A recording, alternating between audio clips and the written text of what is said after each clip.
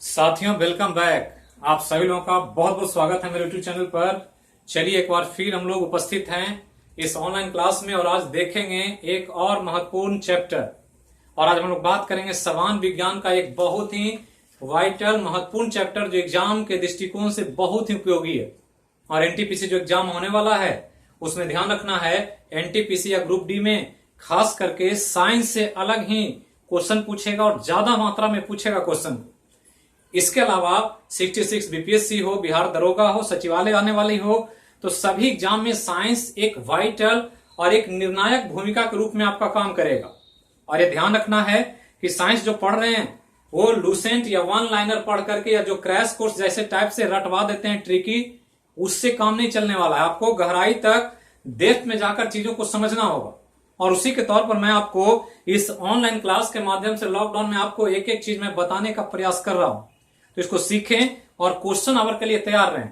कल current affair का question our है और उसके अलावा जो भी चैप्टर खत्म होगा उसका क्वेश्चन आवर आपको इमीडिएटली मिलेगा, चाहे वो ऑनलाइन क्लास हो चाहे ऑफलाइन क्लास हो। तो हर जगह पर हम कहते हैं बार बार कि टेस्ट के लिए कोई टाइमिंग नहीं होता है। आपको जब टेस्ट लिया जाए आप बिल्कुल तैयार रहें, एक बड़े योद्धा की तरह। तो मैदान में डटे रहें, भागे नहीं। पढ़ाई भी एक प्रकार का युद्ध है आज के समय में, और युद्ध में वही टिकेगा जो अपने आप को हमेशा तैयार रखेगा युद्ध लड़ने के लिए। तो चलिए शुरू करते हैं। एक बहुत इंपॉर्टेंट टॉपिक फ्रिक्शन। और फ्रिक्शन में ध्यान रखना है, ज्यादातर ऑब्जेक्टिव थ्योरेटिकल सवाल पूछा जाता है और कुछ न्यूमेरिकल सवाल भी पूछेगा। तो हम दोनों सेक्शन को आपको कवर करेंगे, न्यूमेरिकल हो चाहे ऑब्जेक्टिव थ्योरी बेस्ड क्वेश्चन हो कॉन्सेप्चुअली। और वो बिल्कुल आप अगर टॉपिक को क्लास को कंटिन्यूसली देखते हैं गंभीरता के साथ तो समझिए कि आपसे कोई भी क्वेश्चन छूटने वाला नहीं है। और 10 के दम जो होगा क्वेश्चन आवर का 10 में 10 लाने का प्रयास आपका होना चाहिए, एक भी गलती ना हो। अगर इस जुनून के साथ तैयारी करते हैं आपका जीएस पूरी तरह से मुकम्मल हो जाएगा। करंट अफेयर चल रहा है रेगुलर, उसको भी कंटिन्यूटी के साथ देखते रहें। तो चलिए शुरू करते हैं। और क्लास शुरू करने से पहले सबसे पहले आप लोग इस चैनल के लिंक को ज्यादा से ज्यादा अपने सभी ग्रुप में शेयर कर दीजिए। और वीडियो देखने के बाद, क्लास कंप्लीट होने के बाद लाइक वाले बटन को भी दबाइए। कम से कम इतना कीजिए ताकि हमारा और आपका उत्साह बना रहे और ये टीम एक सही तरीके से सही दिशा में काम कर सके। तो चलिए शुरू करते हैं। नाम हमने लिखा है चैप्टर का फ्रिक्शन या घर्षण। एक शब्द है लेकिन अपने आप में एक टॉपिक है, एक चैप्टर है। और बहुत तरह की चीजें हम पढ़ चुके फिजिक्स में, उसी से संदर्भ से जुड़ा हुआ एक अलग तरह का टॉपिक यहां पर देखने को मिलेगा। तो घर्षण सबको समझ में आता है। मतलब अगर घर्षण बोला जाए तो जो पढ़ा लिखा है, साइंस पढ़ता है वो भी और नहीं पढ़ता है वो भी समझ जाता है कि घर्षण मतलब होता क्या है। घर्षण मतलब सिंपली घिसना होता है, रगड़ना। तो जहां भी रगड़ हो रहा है दैट इज कॉल्ड घर्षण। वो रगड़ किसी भी तरह का हो। एक आदमी दूसरे आदमी के बॉडी में रगड़ता है तो समझ ले वो भी घर्षण है। हवाएं हमारे बॉडी को रगड़ती है वो भी घर्षण है। हम चलते हैं तो हमारा जूता चप्पल सतह पर सड़क को रगड़ता है तो वो भी घर्षण है। गाड़ी चलता है तो पहिया सड़क पर घूमता है तो पहिया भी रगड़ रहा है सड़क को और सड़क रगड़ रहा है पहिया को। और रगड़ के बिना दुनिया चलती नहीं है। अगर रगड़ नहीं होगा कोई काम नहीं कर पाएंगे। इसलिए घर्षण को नॉर्मली लोग निगेटिव या नकारात्मक पहलू से देखते हैं, लेकिन इसका सकारात्मक पहलू इतना इंपॉर्टेंट है कि अगर घर्षण को हटा दिया जाए हम कोई काम नहीं कर सकते। इवन कि जो हम बोल रहे हैं वो साउंड नहीं निकलेगा। हम ये मार्कर से यहां लिखेंगे तो ये इंक नहीं निकलेगा। पेन से अगर कलम से लिखेंगे कॉपी पर तो आप उस पर भी नहीं लिख सकते। जो लिपस्टिक लगाते हैं लड़कियां, लिपस्टिक लगाएंगे तो होठ पर लिपस्टिक भी नहीं लगेगा। तो सबके लिए घर्षण चाहिए। कोई वस्तु को पकड़ना है, एक ग्लास दो तो पकड़ने के लिए घर्षण चाहिए। अगर घर्षण नहीं है तो आप ग्लास उठा नहीं सकते और उठाएंगे तो वो छूट कर गिर जाएगा। जो फिशिंग करते हैं मछली, तो मत्स्य संपदा योजना शुरू किया है भारत सरकार ने, जिसमें मत्स्य पालन पर बहुत जोर है। हमने करंट अफेयर में बताया। तो जो फिशिंग करते हैं मछली पकड़ने का जिनको अनुभव होगा तो वहां पर फ्रिक्शन का बहुत रोल होता है। मछलियों के शरीर में चिकनाहट होता है और पकड़ने जाएं तो मछलियां उस चिकनाहट का फायदा उठाकर आपके हाथ से फिसल कर भाग जाती है। तो वहां फ्रिक्शन अगर नहीं अच्छा है तो आप मछली को पकड़ नहीं सकते हैं हाथ में।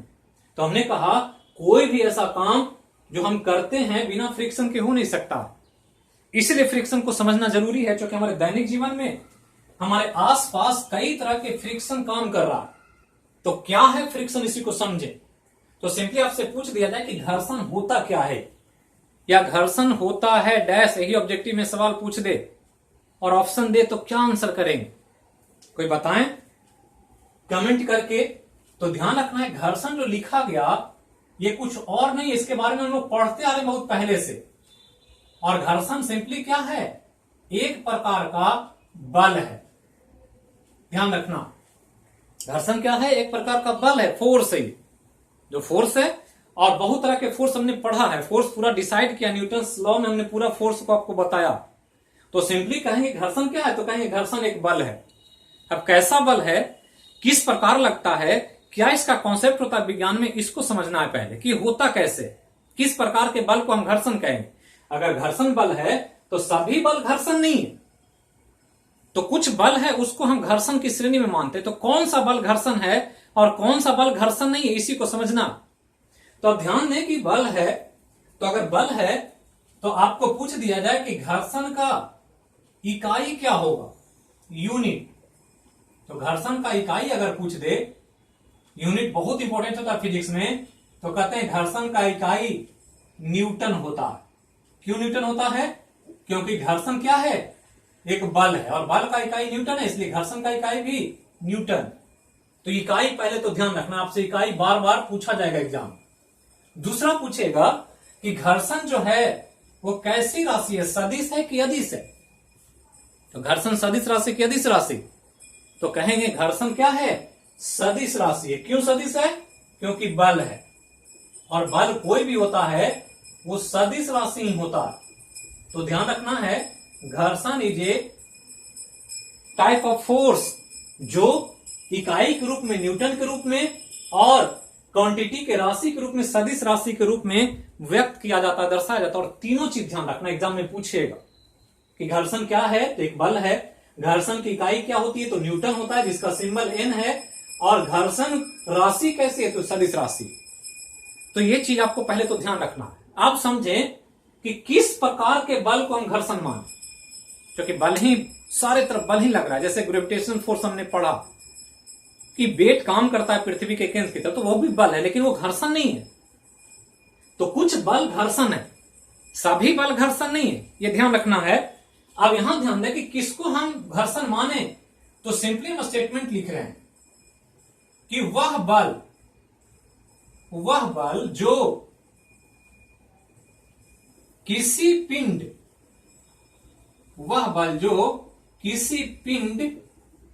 के गति का विरोध करता है,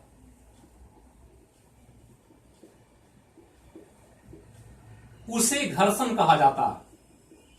एकदम ध्यान रखना है, कॉन्सेप्चुअली घर्षण कहा जाता है। सुनने में बहुत आसान लगता है, लेकिन कॉन्सेप्ट बहुत ही माइन्यूट है, बहुत गहराई है इसमें। तो हमने कहा बल तो है, लेकिन सब बल नहीं है। कौन सा बल है, तो यहां लिखा हमने कि वह बल जो किसी पिंड के गति का विरोध करता है, वही घर्षण है।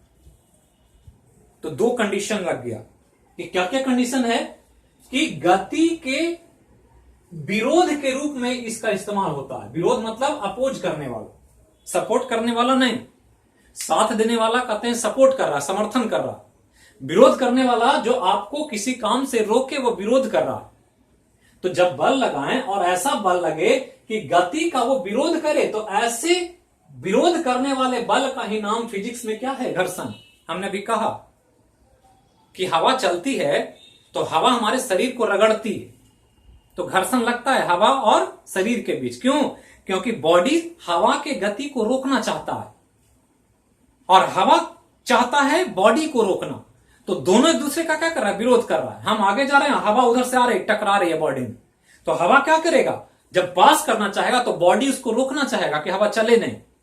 तो क्या हो गया, विरोध हो गया। हमने कहा लिपस्टिक होठ पर लगाते हैं, तो लिपस्टिक में हाथ पर लेके होठ पर रगड़ते हैं, तो आप रगड़ रहे हैं आगे जाने के लिए, और होठ चाह रहा है कि वो आगे लिपस्टिक ना जाए। तो दोनों के बीच फ्रिक्शन लगने लगेगा और परिणाम स्वरूप होठ कलर हो जाएगा। अगर ये विरोध नहीं होगा तो कलर नहीं होगा फिर। तो ध्यान दें कि अगर किसी को लिपस्टिक लगाना और पहले से लिप में मक्खन लगा ले कोई, और मक्खन लगाकर लिपस्टिक लगाने का प्रयास करें, कोशिश करें, तो लिपस्टिक का कलर नहीं चढ़ेगा, क्योंकि मक्खन उस फ्रिक्शन को कम कर दिया।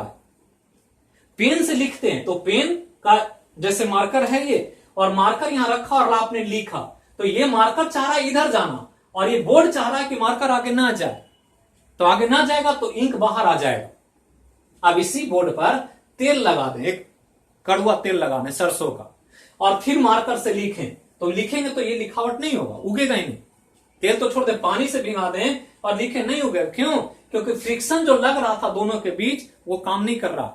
तो जब तक घर्षण लगेगा नहीं तब तक कोई काम नहीं होगा। हमने कहा गिलास पकड़ते हैं और गिलास में चिकनाई और साबुन लगा हो तो चिकना हो जाता है, और अगर कोई सावधानी से ना पकड़े तो देखते हैं फिसल जाता है। साबुन लगाते हैं बाथरूम में तो देखते होंगे कि साबुन में जब भीग जाता है तो चिकनाई आ जाता है। चिकनाई आने से कभी साबुन छिटक करके इधर गिर गया, कभी उधर गिर गया, तो क्यों रहा? क्योंकि फ्रिक्शन काम नहीं कर पा रहा है। वहां सूखा साबुन है तो पूरे पकड़ में आता है, वो गिरता नहीं।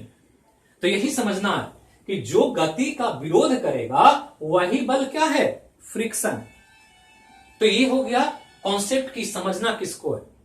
अब यहां समझना है कि विरोध क्यों होता है, क्यों अपोज हो रहा।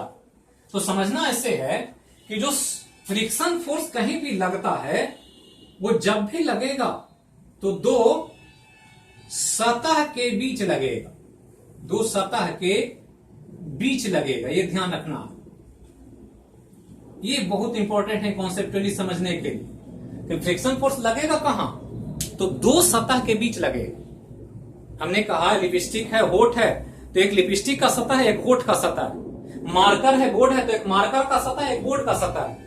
गाड़ी चलती है तो पहिया का एक सतह है और सड़क का सतह है। चलते हैं नॉर्मली पैदल तो चप्पल का सतह है और रोड का सतह है। दो सतह चाहिए फ्रिक्शन के लिए। हवा रगड़ी तो हवा का अपना सरफेस है और बॉडी का अपना सरफेस है, और दोनों सरफेस जब टकराता है आपस में तो फ्रिक्शन क्रिएट हो जाता है। मतलब फ्रिक्शन लगने के लिए क्या चाहिए? दो सतह चाहिए, और दो सतह के बीच जब काम करेगा, गति का विरोध हुआ, तो उसी बल को हम क्या कहेंगे? फ्रिक्शन फोर्स कहेंगे। तो जो सतह लगता है दोनों सतह के बीच, इस सतह को एक नाम दिया गया जिसे कॉन्टेक्ट सरफेस कहते हैं। कॉन्टेक्ट सरफेस, संपर्क सतह। तो ध्यान रखना है, संपर्क सतह। तो जब भी लगेगा तो दो कॉन्टेक्ट सरफेस के बीच फ्रिक्शन काम करेगा। जब तक मार्कर और बोर्ड टच नहीं करेगा एक दूसरे को तब तक फ्रिक्शन नहीं लगेगा। लिपस्टिक और होठ टच नहीं करेगा तब तक फ्रिक्शन नहीं लगेगा। हवा बॉडी टच नहीं करेगा सब फ्रिक्शन नहीं लगेगा। तो लगने के लिए दो सतह को आपस में कांटेक्ट में आना चाहिए, तो that is called friction force. अब कांटेक्ट में क्यों लगता है इसको अब समझना स्टेप बाय स्टेप, क्या है, क्यों लग रहा है, और लगता है तो कैसे लगता है। तो अब आपको ये बोर्ड कैसा दिख रहा है कोई बताएं? ये बोर्ड पूछ दिया जाए कैसा दिख रहा है, तो अलग अलग नजरिया है देखने का। किसी को सफेद दिख रहा होगा, किसी को चिकना दिख रहा होगा, किसी को ये शेप दिख रहा होगा कि रेक्टेंगल शेप में है। तो ये अलग अलग नजरिया है। यहां देखना है कि ये सतह कैसा है, सतह कैसा दिख रहा है? चिकना दिख रहा है, आपको दिख रहा है, हमको दिख रहा है, जो भी आंखों से दिखाई दे रहा है। लेकिन अगर माइक्रोस्कोप लगाया जाए इसमें एक, तो माइक्रोस्कोप लगाए तो चिकना सतह बहुत रुखड़ा दिखेगा। कैसा दिखेगा उसको हम दिखाएं, तो जब इस सतह को देखेंगे तो ये दिखेगा ऐसे ऐसे ऐसे दिखेगा। किसमें? माइक्रोस्कोप में। ये सतह जो चिकना है, अगर रुखड़ा सतह है और उसको देखेंगे तो वो सतह ऐसे ऐसे दिखेगा। कभी देखते होंगे मोबाइल में फोटोग्राफ खींच लेते हैं, पिक लेते हैं, फोटो छोटा होता है तो फोटो बहुत अच्छा दिखता।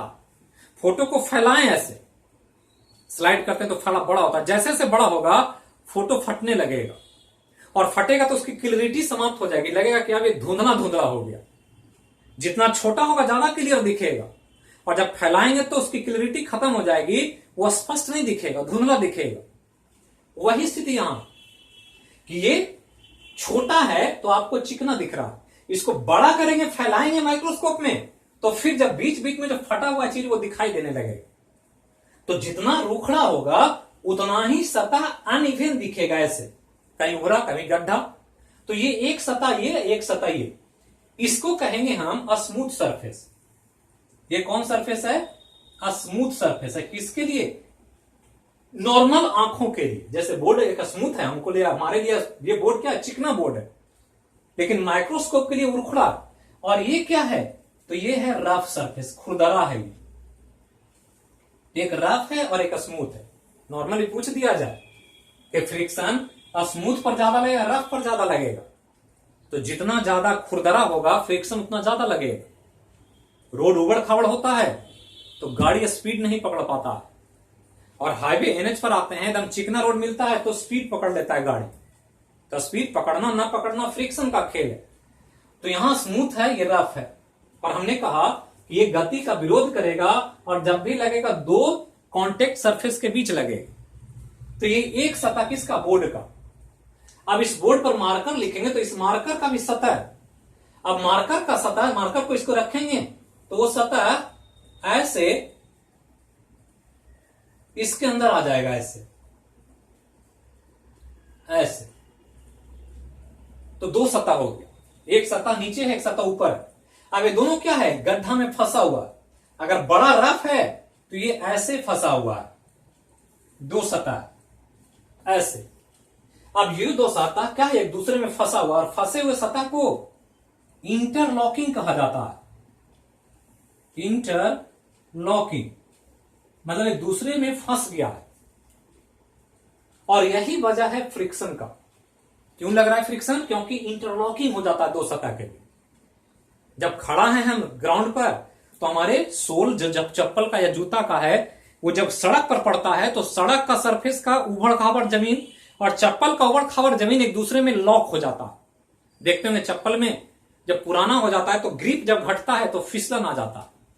बाथरूम में कहीं इधर कहीं उधर, कहीं सीढ़ी पर गिर जाते हैं लोग। क्यों? क्योंकि फ्रिक्शन खत्म हो गया।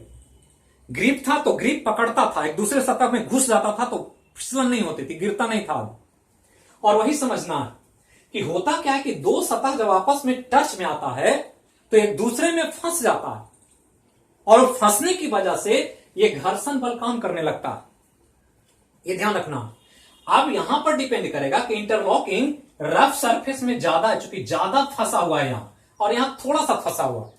तो स्मूथ में कम इंटरलॉकिंग है, रफ में ज्यादा इंटरलॉकिंग। तो जब यहां कम इंटरलॉकिंग है तो यहां सब जो फ्रिक्शन लगेगा वो कम लगेगा, और यहां जो फ्रिक्शन लगेगा वो ज्यादा लगेगा। ये ध्यान रखना। मतलब कि इंटरलॉकिंग जितना मजबूती से होगा घर्षण बल उतना ही बड़ा होगा, इंटरलॉकिंग कम होगा तो घर्षण बल भी छोटा होगा। और यही वजह है कि फ्रिक्शन काम कर रहा है हर जगह पे। दो सतह जैसे ही संपर्क में आता है, कहीं ज्यादा कहीं कम, इंटरलॉकिंग होना एक नॉर्मल प्रक्रिया, ये नेचर का रूल है। इंटरलॉकिंग होगा, और इंटरलॉकिंग होगा तो वही इंटरलॉकिंग सरफेस के बीच जो होगा वो एक सरफेस दूसरे को आगे बढ़ने नहीं देगा। हाथ ऐसे फंसाए हुए हैं और ऐसे रगड़ेंगे तो जो इंटरलॉकिंग है एक सतह को दूसरे सतह से आगे बढ़ने में विरोध करेगा, और जब विरोध करेगा तो वही विरोध होने वाला बल क्या है? फ्रिक्शन फोर्स है। तो इतना चीज आपको पहले समझ लेना है बिल्कुल, घर्षण के बेसिक कॉन्सेप्ट में घर्षण होता क्या है, घर्षण को किस रूप में देखते हैं, क्यों लगता है, और घर्षण का इंपैक्ट क्या होता। तो ये तो हो गया बेसिक आपका कॉन्सेप्ट घर्षण के बारे में। अब आगे चलते हैं, जो मेन विषय वस्तु हम लोग को पढ़ना। अब जो पढ़ना है वो आपको घर्षण के स्वरूप को देखना, और घर्षण के स्वरूप को जब हम लोग देखेंगे तो ध्यान देना है कि घर्षण के स्वरूप को हम लोग घर्षण के प्रकार में देखेंगे कि घर्षण का प्रकार क्या होता है, घर्षण का प्रकार क्या होता है। तो टाइप ऑफ फ्रिक्शन एक बहुत इंपॉर्टेंट टॉपिक है जीएस के लिए, और यही ज्यादा पूछेगा कि एक कहीं घर्षण लग रहा है तो कौन सा घर्षण है, वो बड़ा है कि छोटा है, बल लग रहा है तो बड़ा लग रहा है कि छोटा लग रहा है, यही आपको समझना होगा। तो पहले तो हमने ये समझा दिया कि घर्षण होता क्यों है, कैसे है, क्या है। अब ये घर्षण अलग अलग कंडीशन में अलग अलग रूप में लगता है, और अलग अलग जो रूप में लगता है उसी को हम क्या कहते हैं? घर्षण का प्रकार कहते हैं, टाइप ऑफ फ्रिक्शन। और इसी को समझना, जिसमें हम 3-4 तरह के घर्षण की बात करें। तो एक एक करके हम लोग समझने का प्रयास करेंगे। और पहला जो घर्षण लोग पढ़ेंगे उसका नाम है स्टैटिक फ्रिक्शन। नाम है स्टैटिक फ्रिक्शन, हिंदी में स्थैतिक घर्षण।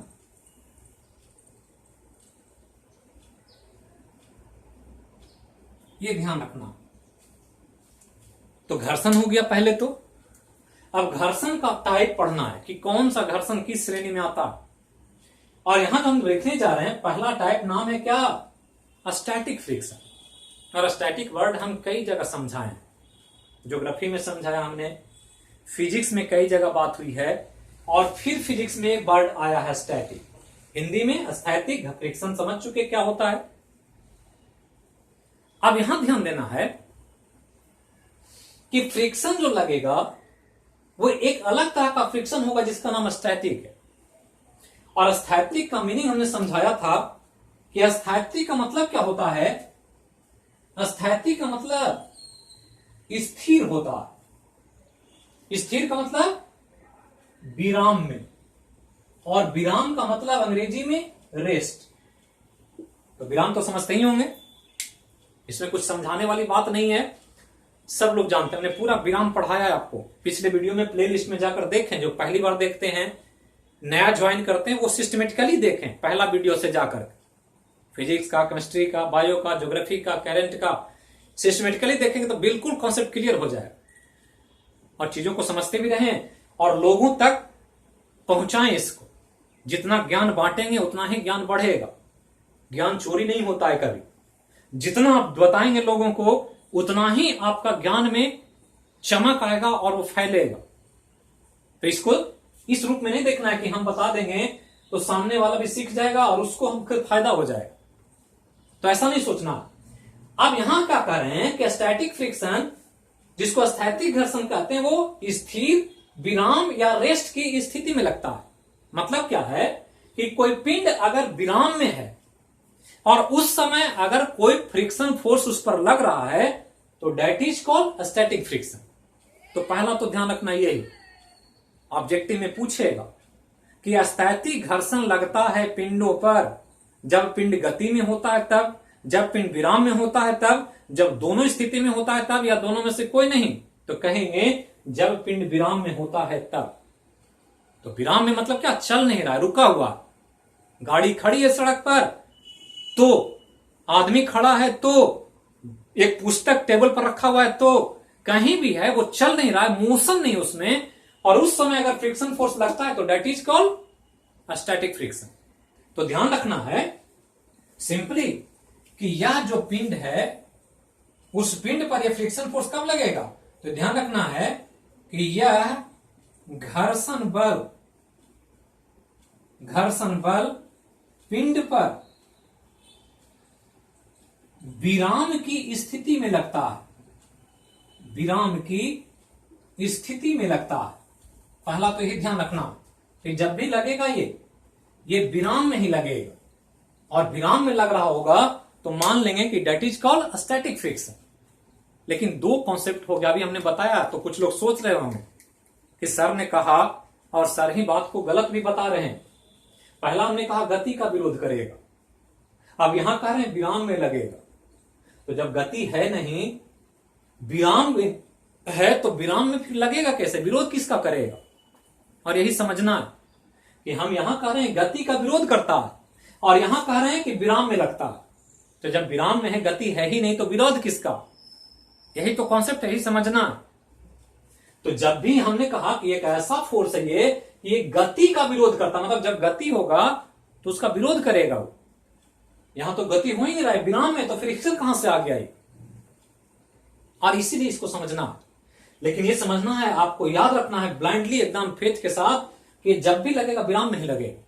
तो कैसे लगेगा इसको हम समझा रहे हैं कि विराम में लगे तो कैसे लगेगा। अब यहां पर हमने एक चित्र बनाया है ऊपर में, इस चित्र को देखें और कॉन्सेप्ट को समझें। बिल्कुल जो जो बताया जाता है उस बात पर ध्यान दें। गाना नहीं सुने कि सर कोई जोक सुनाएंगे तो मजा आ जाएगा। और लोग चैटिंग करते हैं, हम देख रहे हैं कि क्लास करते करते आपस में चैट करने लगते हैं। तो इस चीज से बचें। ये जो कोचिंग नवजीवन कैंपस चलता है, या ऑफलाइन या ऑनलाइन, ये बहुत ही मर्यादित कोचिंग है और रिजल्ट के लिए जाना जाता है। यहाँ कोई प्रचार प्रसार नहीं। तो यहाँ के इवन की हमारे इंस्टीट्यूशन का कहीं बोर्ड भी नहीं मिलेगा। ऑफिस में भी जाएंगे तो नहीं मिलेगा।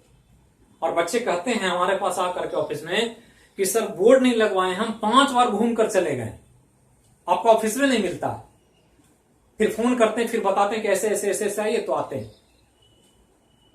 लेकिन फिर भी क्लास में जगह नहीं होती है बैठने के लिए। कारण क्या है? क्योंकि यहां सिर्फ एग्जाम ओरिएंटेड पढ़ाई और क्वालिटी और बच्चे के पूर्ण विकास पर ध्यान दिया जाता है। यहां प्रचार और मार्केटिंग नहीं होता। जो बच्चे नवजीवन से जुड़े होंगे, बहुत सारे आप लोग देख रहे हैं, उसमें नवजीवन के बच्चे भी हैं, हम जानते हैं कि देखते हैं वो, तो पता हो कि सर जो बोलते हैं झूठ नहीं बोलते हैं, ये सच्चाई है। रिजल्ट के बदौलत इतने रिजल्ट होते हैं कि उसके बदौलत बच्चे जुड़ते हैं। और कहा जाता है कि सबसे अच्छा आपका स्टार प्रचारक कौन है? तो स्टार प्रचारक एक सेटिस्फाइड कस्टमर होता है। संतुष्ट ग्राहक सबसे बड़ा एडवर्टीजमेंट है। अगर आपको अच्छा लगेगा, आप अपने आस पड़ोस में बताएंगे जाकर के कि सर ना बहुत अच्छा पढ़ाते हैं, वहीं चलो पढ़ने। तो ये ध्यान रखना। तो कॉन्सेप्ट पर ध्यान दें, और जब पढ़ाई करें तो पूरी तरह से पढ़ाई की गंभीरता पर ध्यान दें। और हम बिल्कुल बीपीएससी लेवल तक, कमीशन लेवल तक लेकर जा रहे हैं आपको। 0 लेवल से देख रहे हैं कि हम कहां से उठा करके धीरे धीरे कहां तक पहुंचे। शुरू में बिल्कुल आसान बताया, फिर थोड़ा कठिन किया, अब थोड़ा और कठिन में जा रहे हैं। तो पहला हम लोग पढ़ रहे थे क्या? स्टैटिक फ्रिक्शन, स्थैतिक घर्षण। तो स्थैतिक घर्षण को समझना है, बहुत सवाल स्थैतिक घर्षण से पूछेगा। अब यहां ध्यान दें कि एक पिंड यहां रखा हुआ है विराम में। एक पिंड है, बक्सा ही मान लें इसको, m मास है इसका, द्रव्यमान, ये विराम में, ठीक है। तो जब विराम में है तो इस बक्से पर फ्रिक्शन फोर्स कितना लगेगा, यही पूछ दिया जाए कि एक बक्सा रखा हुआ है टेबल पर और वो बक्से पर फ्रिक्शन फोर्स का मान बताएं।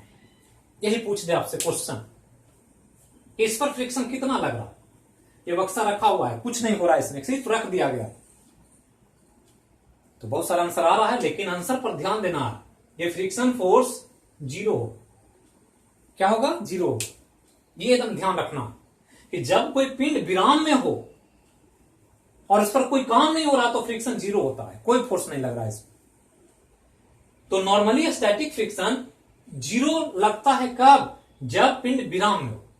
अब ये पिंड यहां रखा हुआ था, अब एक व्यक्ति आता है, इस पिंड को ले जाना है कहीं और, उठा नहीं सकता, इसको उठा नहीं सकता है, ताकत नहीं उठाने की, तो ले जाना है कहीं और, तो क्या करेगा? पुश करेगा, धकेलेगा। तो धकेलने के लिए व्यक्ति आता है, एफ फोर्स इस पर अप्लाई करता है। यही बक्सा है, इसको मूव कराना था तो एक फोर्स लगाया, एफ की, पुश करें, धकेल के इसको एक जगह से दूसरी जगह पहुंचा दे, थोड़ा सा हटा दे इसको। अब एक फोर्स लगाया इस बक्से पर, यही बक्सा है, इसी को हम यहां बनाए हैं। एक फोर्स लगाया तो फोर्स लगाने से क्या होगा? न्यूटन ने कहा फोर्स लगाएंगे तो इसका स्थिति बदलेगा। न्यूटन सेकंड लॉ कहता है और फर्स्ट लॉ कहता है कि फोर्स लगाने पर पिंड की स्थिति बदलती है, वो अपनी स्थिति को चेंज करता है। तो जब फोर्स लगाएंगे तो ये बदलना चाहेगा। अब यहां समझें ऐसे कि ये मास जो था, मान ले 10 केजी का था, बक्सा जो है इसमें 10 केजी सामान रखा हुआ है, बुक है, किताब है, कपड़ा है, कुछ भी है। और एक बच्चा आया, छोटा सा 4-5 साल का बच्चा, जिसके पास इतनी ताकत नहीं है कि बक्से को पुश कर दे। छोटा बच्चा 2-3 साल का घर में है, देखते हुए दौड़ लगाता रहता है, पलंग उलंग सबको धकेलता रहता है। वो लगता है कि इसको घटा करके फेंक ही देगा, वो कोशिश कर रहा है वो, लेकिन उसके पास उतना नेचुरली ताकत नहीं कि घसका सके। वही स्थिति यहां है कि 10 केजी का बक्सा है, इसको हटाने के लिए जितना बल चाहिए, इससे जो लगा रहा है बल, उसका बल कम है। मतलब जितना पुश करने के लिए चाहिए उससे कम बल लग रहा है। क्या लग रहा है? कम बल लग रहा है। तो क्या होगा? बस का बक्सा घसकेगा कि नहीं घसकेगा? तो नहीं घसकेगा। यही समझना, यहां कुछ नहीं हो रहा था, कोई पुश नहीं कर रहा था, सिर्फ रखा हुआ था, तो फ्रिक्शन 0 था। यहां बक्सा रखा हुआ था, रेस्ट ही में है, लेकिन एक बच्चा इसको पुश करना चाहता है, धकेलना चाहता है, लेकिन धकेलने के कारण जो बल लग रहा है वो बल इतना बड़ा नहीं है कि इसको धकेल सके। तो धकेल भी रहा है लेकिन फिर भी क्या है, ये विराम में है। धकेल रहा है लेकिन क्या है, विराम में। पुश कर देगा तो फिर गति में आ जाएगा, चलने लगेगा, लेकिन इतना बड़ा बल नहीं है, उसके शरीर में ताकत कम है, तो बल क्या है, छोटा। और बल छोटा होगा तो ये मांस घसकेगा नहीं। लेकिन अब यहां पर बल लगाया, कम ही बल है, विराम में है पिंड, फिर भी बल लगाने के बावजूद, तब यहां पर अब यहां फ्रिक्शन फोर्स लगने लगेगा। जो फ्रिक्शन यहां 0 था, अब ये 0 नहीं रहेगा, अब यहां फ्रिक्शन काम करने लगेगा। तो हमने कहा विराम में लगता है कौन फोर्स, स्टैटिक फोर्स। या स्टैटिक फ्रिक्शन कब लगेगा, विराम में। तो यहां विराम में है, लग रहा है, तो क्या कहेंगे, सिंपल आपसे पूछ दिया जाए कि अस्टैटिक घर्षण किसको कहा जाता है, तो क्या आंसर करेंगे। तो कहेंगे जब किसी पिंड पर बल का प्रयोग किया जाए और बल लगाने के बावजूद पिंड विराम की स्थिति में बनी रहे, चले नहीं, तो उस वस्तु और सतह के बीच लगने वाला जो घर्षण बल है वो स्टैटिक फ्रिक्शन कहलाएगा। मतलब ये बक्सा और ये सतह जिस पर रखा हुआ है, इसके बीच जो फ्रिक्शन फोर्स इस समय लगेगा, दैट इज कॉल्ड, अगर ये पुश करेगा इधर तो फ्रिक्शन फोर्स इधर लगेगा, और ये फ्रिक्शन फोर्स जो होगा एफ आर, ये स्टैटिक फ्रिक्शन होगा। ये ध्यान रखना। क्यों हो रहा है ऐसे, क्योंकि ये आप इधर ले जाना चाह रहे हैं और ये सतह चाह रहा है कि हम रोक के रखें, जाने न दें, तो आप धकेलेंगे इसको इधर और फ्रिक्शन फोर्स इधर, क्योंकि ये क्या करेगा, गति का विरोध करेगा। अगर फोर्स लग रहा है पूरब की तरफ तो फ्रिक्शन फोर्स पश्चिम लगेगा, और यही है जो इसको रोके। अगर ये नहीं होता तो पुश करने पर बक्सा चलने लगता, इसीलिए ये रुका हुआ है। क्यों, क्योंकि ये फ्रिक्शन फोर्स इंटरलॉकिंग जो है सतह में, वो पकड़े हुए सतह को एक दूसरे। तो ये ध्यान रखना है। दूसरा चीज कि जब भी लगेगा विराम में लगेगा, और विराम में कब लगेगा, जब बल अप्लाई हो। जब तक बल अप्लाई नहीं होगा तब तक फ्रिक्शन क्या होगा, 0 होगा। जैसे ही बल अप्लाई कर दिए, फ्रिक्शन फोर्स अप्लाई हो गया, और फ्रिक्शन फोर्स आपके बल के दिशा के विपरीत होगा। आप पूरब ढकेलेंगे, फ्रिक्शन फोर्स पश्चिम लगेगा, आप उत्तर ढकेलेंगे, फ्रिक्शन फोर्स दक्षिण लगेगा। तो ये चीज ध्यान रखना, बिल्कुल कॉन्सेप्चुअल, इसमें कोई कंफ्यूजन नहीं होना चाहिए। अब यहां उठता है कि आखिर ये फ्रिक्शन फोर्स लगेगा कितना, कितना वैल्यू होगा इस फ्रिक्शन फोर्स का। तो ये ध्यान रखना है कि फ्रिक्शन फोर्स जो स्टैटिक में लगेगा, वो फ्रिक्शन फोर्स अप्लाई किए गए बल के बराबर हो। मतलब ये जितना बड़ा फोर्स लगाएंगे उतना ही बड़ा फ्रिक्शन फोर्स लगेगा। मतलब यहां फ्रिक्शन फोर्स जो लगेगा ये स्टैटिक होगा, और ये स्टैटिक फ्रिक्शन फोर्स जो होगा इसका वैल्यू कितना होगा, तो अप्लाई बल के बराबर होगा। जितना बल लगाया जाएगा अप्लाई फोर्स के क्या होगा, बराबर होगा। मान लिया अप्लाई फोर्स 20 न्यूटन है, तो स्टैटिक फ्रिक्शन का मान भी 20 न्यूटन होगा। अगर इसको 10 न्यूटन करेंगे तो ये भी 10 न्यूटन हो जाएगा। अगर इसको आप 50 न्यूटन कर देंगे फोर्स, तो ये भी 50 न्यूटन होगा। लेकिन कंडीशन लगा हुआ है, तो जो भी बल लगे, कितना भी बड़ा बल लगा दें, पिंड चलना नहीं चाहिए, विराम में ही रहना चाहिए। अगर विराम में नहीं होगा तो फिर वो स्टैटिक ना होकर के कोई और फ्रिक्शन हो जाएगा। तो इतना ध्यान रखना। तो हमने क्या कहा कि यह घर्षण बल पिंड पर विराम की स्थिति में लगता है, ये ध्यान रखना। अब कब लगता है, तो विराम की स्थिति में, विराम की स्थिति में, विराम की स्थिति में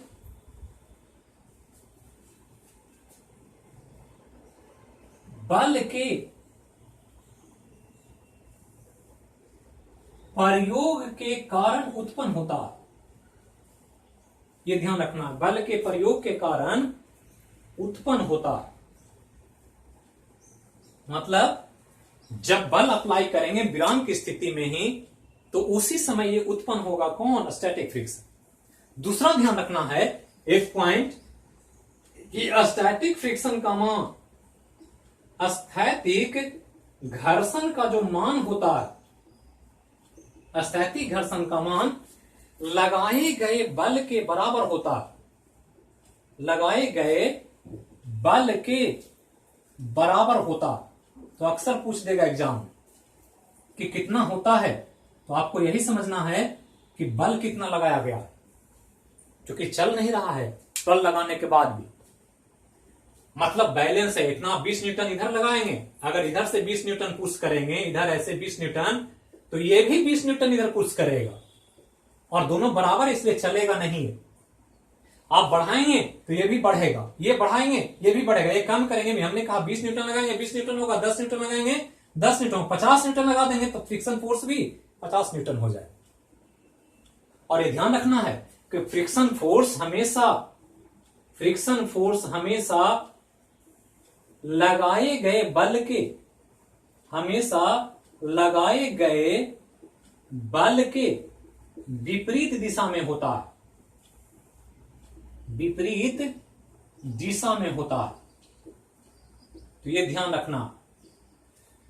दूसरा याद रखना है कि अगर बल की दिशा बदल दिया जाए, बल की दिशा बदल दिया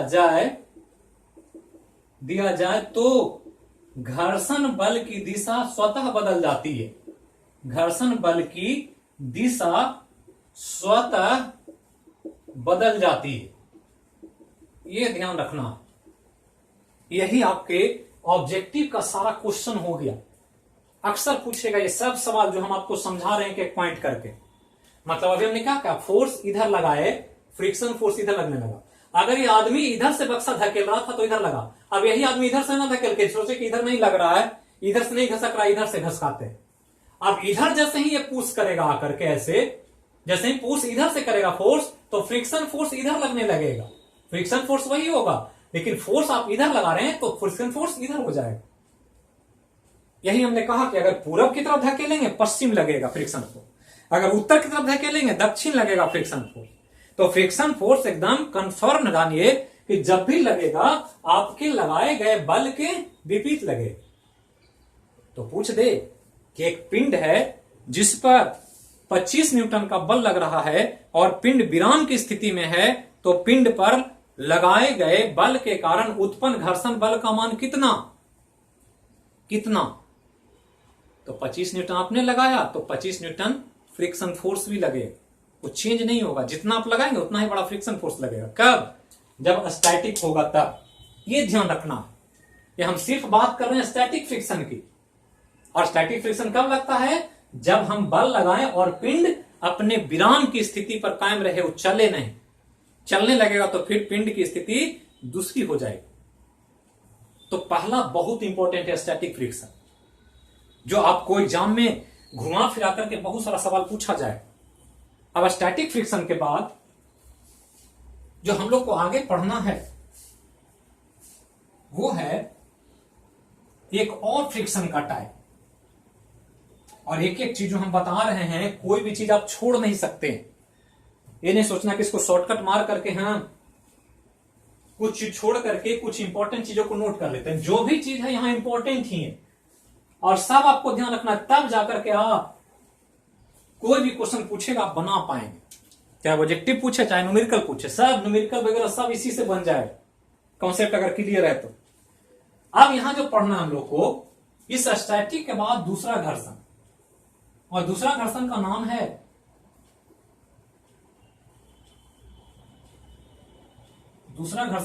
है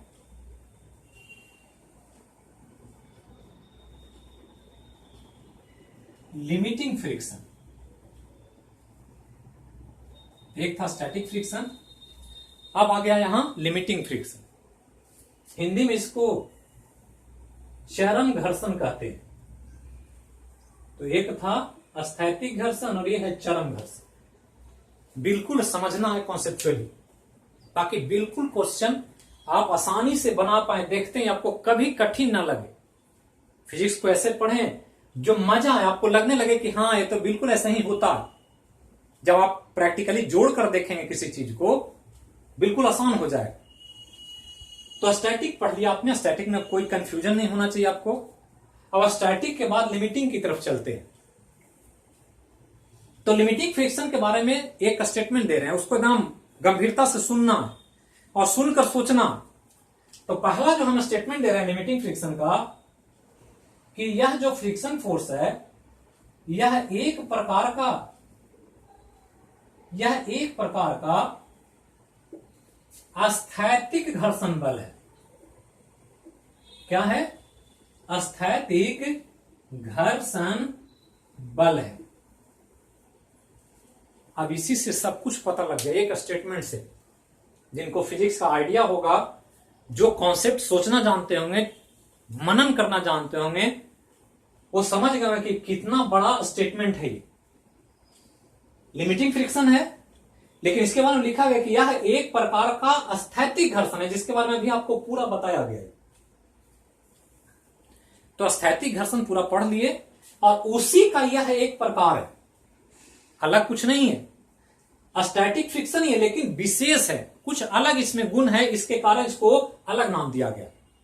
तो पूछ देगा कि लिमिटिंग फ्रिक्शन लगता है विराम में की गति में, चरण घर्षण प्रयोग होता है विराम में की गति में, तो क्या कहेंगे? क्योंकि स्थैतिक हो गया तो विराम में ही लगेगा, ये ध्यान रखना। तो कहेंगे ये कहां लगेगा? तो जब पिंड विराम में होगा, ये ध्यान रखना है।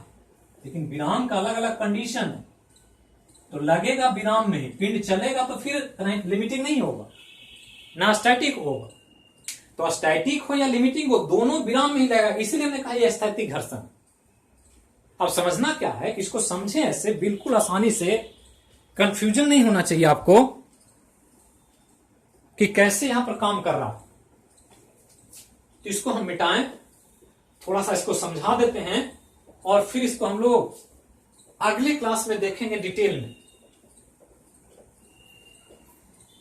अब यहां ध्यान दें, ये पिंड था यहां, ये हमने कहा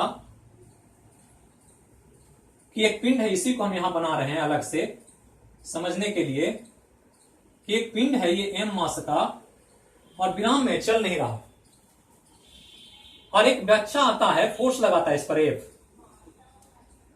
होता क्या है कि ये पिंड है और विराम में है, चल नहीं रहा है, रेस्ट में है, और इसको चलाने के लिए, इसको मूव कराने के लिए धकेलना है इसको। तो धकेलने के बाद बच्चा से नहीं धकलाएगा, लेकिन बड़ा आदमी से तो धकला जाएगा। ये कोई बड़ा आदमी आएगा, ताकत लगाएगा, खींच लेगा, एक आदमी से नहीं धकलाएगा, दो आदमी मिलकर धकेलेगा। धकेलना कोई बड़ी बात नहीं है, धकेल सकते, ताकत अगर बड़ा करेंगे धकला जाएगा, पुशअप होगा। तो विराम में है, लेकिन इसको धकेलना जो है, इसको तो धकेलने के लिए क्या चाहिए? बल चाहिए। फोर्स लगाने से ये मूव करेगा, तो बल लगाएंगे, और ये पता है कि इसको बल लगाने से मूव करता है, और बल लगाने से ये 50 न्यूटन का अगर बल लगा दिया जाए इस पर, तो ये चलने लगता है। फिर ये रुकता नहीं है, विराम में नहीं रहता, फिर ये गति में 50 न्यूटन का बल लगाएंगे, ये गति में आ जाता है। यही समझना है, थोड़ा सा एकदम बिल्कुल कॉन्सेप्ट है, रटने से काम नहीं होगा। अब यहां फोर्स लगा रहा है एक व्यक्ति, एक बच्चा आया, और वो बच्चा जो आया छोटा सा एकदम, वो फोर्स लगाया 20 न्यूटन का, चलेगा ये? नहीं चलेगा। क्यों? क्योंकि इसको चलाने के लिए 50 न्यूटन चाहिए, और लगा रहा है कितना? 20 न्यूटन। तो 20 न्यूटन लगाएगा, स्टैटिक फ्रिक्शन काम करने लगेगा, 20 न्यूटन का स्टैटिक फ्रिक्शन हो जाएगा। अभी हमने कहा जितना बल लगाते हैं नहीं चलेगा, वो स्टैटिक फ्रिक्शन। 20 न्यूटन लगाया, छोटा सा नहीं हुआ, 2-3 साल और बड़ा बच्चा आया, वो 25 न्यूटन लगा दिया, फिर भी नहीं चला। तो ये भी नहीं चला, तो कुछ देर बाद एक और बड़ा बच्चा आया, और वो आकर के 25 के जगह 40 न्यूटन का बल लगाया, चलेगा? नहीं चलेगा, क्योंकि यहां तो 50 न्यूटन चाहिए इसको फोर्स। अभी भी 50 न्यूटन नहीं पहुंचा, 40 न्यूटन नहीं पहुंचा। कुछ और बड़ा बच्चा आया, और वो आकर के 45 न्यूटन का बल लगा दिया, फिर भी नहीं चलेगा, क्योंकि 50 न्यूटन तो चाहिए चलाने के लिए। अब 45 लगा दिया, तब भी नहीं चला, तो एक बड़ा बच्चा आया, और उसने 49 न्यूटन का बल लगा दिया, आकर चलेगा? नहीं चलेगा, 50 से 49 कम है। लेकिन जब नहीं चला 49 से, तो फाइनली एक आता है व्यक्ति, और वो बल लगा देता है 49.9 न्यूटन का, चलेगा? नहीं चलेगा, क्योंकि अभी भी 50 से क्या है? कम है। और एक व्यक्ति आया अंत में, और उसने 50 न्यूटन का बल लगा दिया, ये चलने लगा। तो इतना जो बल लग रहा है, ये सब अलग अलग, ये 50 न्यूटन से वैल्यू कम है सबका, इसीलिए नहीं चल रहा है। 50 न्यूटन लगाएंगे, ये चलना शुरू कर देगा। मतलब ये वाला जो फ्रिक्शन फोर्स है, ये अब स्टैटिक नहीं है, यहां तक सब स्टैटिक फ्रिक्शन फोर्स है। क्यों? क्योंकि अभी तक रेस्ट में है ये, इसलिए क्या है, स्टैटिक फ्रिक्शन। लेकिन 50 न्यूटन लगा दिए, चलने लगा, तो अब स्टैटिक नहीं रहा ये। तो सोचना क्या है कि बल लगाते जा रहे हैं, लगाते जा रहे हैं, लगाते जा रहे हैं, लगाते जा रहे हैं, बढ़ाते जा रहे हैं बल को, 50 न्यूटन पर चलने लगता है। लेकिन 50 न्यूटन से ये थोड़ा सा कम है, 50 से कम है, 49.9 है, एकदम थोड़ा सा कम है, 50 से हल्का कम है, लेकिन चलता नहीं है। अब ये पता हो कि 50 न्यूटन पर ये चलने लगेगा और 49.9 न्यूटन लगा दिया, तो क्या होगा, चलेगा तो नहीं, लेकिन बक्सा लगेगा कि अब थोड़ा सा और पुश करेंगे तो क्या होगा, चलने लगेगा। अब एकदम चलने की स्थिति में है, एकदम अब रेडी टू गो है, मतलब अब मूव कर जाएगा ये। तो यही समझना है कि 50 न्यूटन पर चलने लगता है और 50 से कम करते हैं तो चलता नहीं। अब समझना क्या है कि वह बल हम लगाते जाएं और लगाने के दौरान वह सबसे बड़ा बल जिसके कारण पिंड चले नहीं, लेकिन चलने की स्थिति में आ जाए, रेडी टू गो, मतलब अब चल देगा ये, तो इस सबसे बड़े बल को लिमिटिंग फ्रिक्शन कहेंगे। चरम नाम दिया गया। चरम मतलब सबसे ऊपर, चरम मतलब होता है क्या, क्लाइमेक्स, टॉप पर। तो ये टॉप फ्रिक्शन है, जहां पर ये रुका हुआ, इसके बाद ये रुकेगा नहीं है, फिर चलने लगेगा। तो समझना क्या है कि विराम की स्थिति में एक ऐसा बल लगाया जाए कि वो बल का मान इतना बड़ा हो कि वो चले, पिंड को चलाए तो नहीं, लेकिन चलने की स्थिति में लाकर छोड़ दे। उससे थोड़ा भी बड़ा करेंगे तो पिंड चलना शुरू कर देगा। तो उस बड़े स्टैटिक फ्रिक्शन को या स्थैतिक घर्षण का नाम क्या है, लिमिटिंग फ्रिक्शन। इसलिए हमने कहा विराम में ही लगेगा, लेकिन विराम में लगने वाला यह घर्षण बल सबसे बड़ा घर्षण बल है। और एग्जाम में पूछता कि इनमें से कौन घर्षण बल का मान सबसे बड़ा होता है, तो आंसर यही होगा, कौन, लिमिटिंग फ्रिक्शन। तो आंसर क्या करेंगे कि यह सबसे बड़ा घर्षण बल है, यह सबसे बड़ा घर्षण बल है, पहला पॉइंट। दूसरा ध्यान देना है कि यह स्थैतिक घर्षण का, जो अब इसके पहले पढ़े थे, यह स्थैतिक घर्षण का महत्तम मान होता है, मैक्सिमम वैल्यू, महत्तम मान होता है। तो यही 2 पॉइंट ध्यान रखना। और कॉन्सेप्ट क्या समझना है कि एक ऐसा बल लगाया जाए कि पिंड चले नहीं, लेकिन चलने की स्थिति में आ जाए, तो उस समय जो पिंड पर फ्रिक्शन फोर्स लगता है उसी को हम क्या कहते हैं, लिमिटिंग फ्रिक्शन कहते हैं, चरम घर्षण। तो इतना चीज आप आज के क्लास में ध्यान रखें। अभी बहुत कुछ है घर्षण में, और जितना चीज बता दिए हैं इतना ही से आपको सवाल पूछेगा ज्यादा। हर एग्जाम में सवाल रहेगा जीएस में, ऑब्जेक्टिव। तो इसको ध्यान रखना है और क्लास को कंटिन्यूटी के साथ, निरंतरता के साथ देखते रहे। क्वेश्चन आवर के लिए तैयार रहें। अगले क्लास में घर्षण खत्म हो जाएगा, चैप्टर खत्म होगा। घर्षण खत्म होगा तो दुनिया खत्म हो जाएगा। घर्षण खत्म नहीं होगा, ये चैप्टर खत्म हो जाएगा। तो खत्म होगा, उसके बाद इसका क्वेश्चन आवर होगा, वो ध्यान रखना। कल करंट अफेयर का क्वेश्चन आवर है, तो उसके लिए रेडी रहें, रिवाइज करें। मंडे से लेकर सैटरडे तक जो भी करंट अफेयर हुआ है उसको रिवाइज कर लें। तो फिर मिलते हैं अगले क्लास में। जहां रहें, स्वस्थ रहें, सुरक्षित रहें और बिल्कुल मस्त रहें। देश की एकता, अखंडता पर हमेशा काम करते रहें। जो भी कदम उठाएं देश हित में उठाएं। और इसी के साथ बोलिए जय हो मैया की। Thank you.